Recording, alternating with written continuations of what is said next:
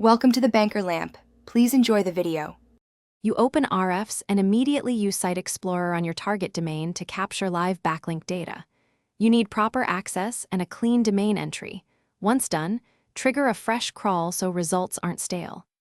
Export that initial backlinks report to CSV for a baseline you can compare later.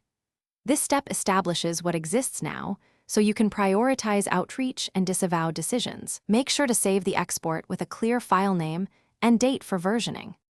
Now you slice the data. Filter for DR, organic traffic, DOFOLO status, and traffic value to surface high-impact links. Once you filter, examine best by links and anchors to understand which pages and anchor text drive value. Then check referring domains for concentration risks. Use a simple scoring rubric, relevance, authority, traffic, growth potential, to rank outreach targets. By prioritizing high relevance, high DR domains first, you maximize return on effort and avoid wasting time on low-value links. You now prepare outreach using the prioritized list.